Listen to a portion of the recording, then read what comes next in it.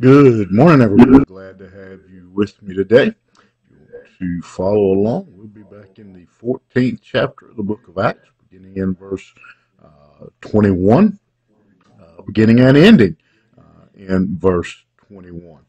And let's look at these words. It says, when they preached the gospel of that city and had made many disciples, they returned to Lystra and to Iconium and to Antioch. Um, they finished their work in Derby, and they go back. They go back over their previous path, going back through towns they had already been to, going back through. It says here again, they went back through Lystra, Iconium, and Antioch, and I think there's, well, that may seem a little strange to some. Um, I think there is a good word for us there today. That the first task, their first job, uh, their primary mission was preaching the gospel. They went about. We've already noticed that. We've already read that in numerous places that as they go, they are preaching the gospel. But a very close um, second to that, right behind that in the area of importance was making disciples. And so their first mission is to preach the gospel. We see that in verse 5 of chapter 13, verse 16 of chapter 13, verse 32 of chapter 13, verse 38 of chapter 13, verse 43 of chapter 13, just over and over again. The beginning of this chapter, at the beginning of chapter 14, and verses 3, verse 6, and now again in this verse when they preached the gospel. Um, and so that was their primary task. And that is still the number one mission of the church, the number one mission of believers today. And that this their life, their work serves as a great reminder for us of that truth.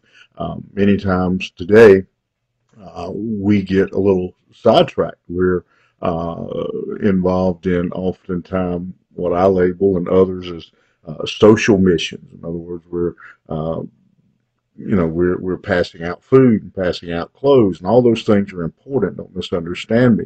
But our primary mission is to preach the gospel, to share the good news of Jesus Christ. If we give them all the food they could possibly eat, and we don't give them the gospel, they still die lost. We can give them fine coats, but if we don't give them the gospel, they die lost. And so they show us time and time again that their primary mission is is preaching the gospel.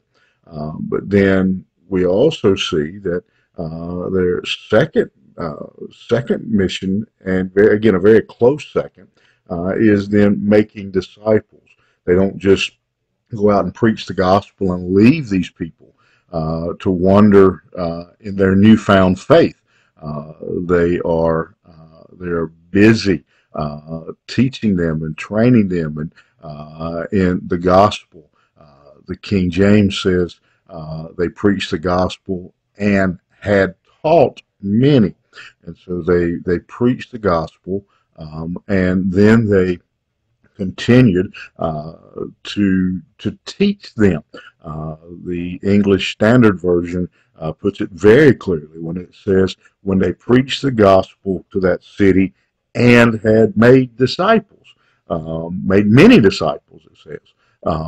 They continue to work with these believers to help them to grow and to develop their faith and to mature in their walk, to strengthen them, ultimately strengthening the churches that they were part of, And I think if any pastor, anybody knowledgeable of the church in 2023 would be honest in their response. They would say that these two areas, and many times we're actually very diligent about evangelism and trying to see people come to know Christ.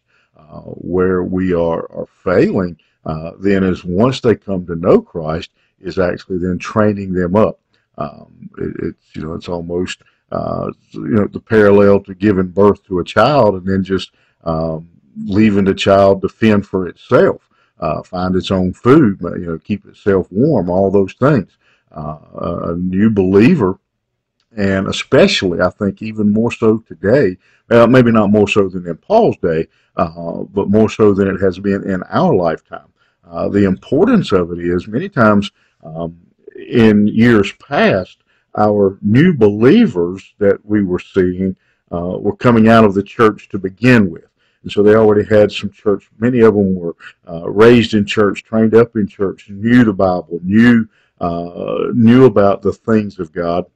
And then as they aged and got older, eventually they accepted Christ. And so they had a head start, sort of. Today, what we see is many of our new converts are starting at ground zero.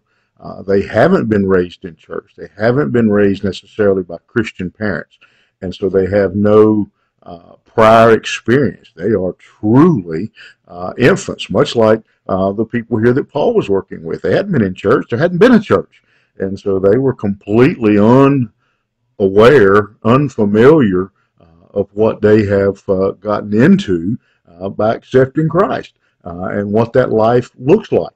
And so someone had to disciple them. And the same is true today. We have people coming to know Christ who desperately need believers, mature believers, to come alongside and walk with them and help them in their walk, help them to grow in Jesus Christ. And so I want to leave you today with this challenge, with this question: is there someone who you're discipling? Someone, I believe every believer should have someone that they are discipling, someone they're pouring into, someone that they are trying to help grow in their faith.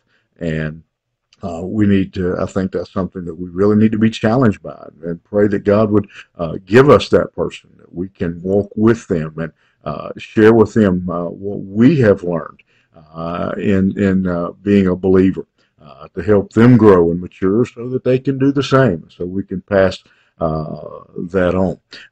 And so we see here really our two primary motives, primary goals as believers: preaching the gospel and discipling those who come to know Christ. Think about it. Have a good day. We'll see you here tomorrow morning.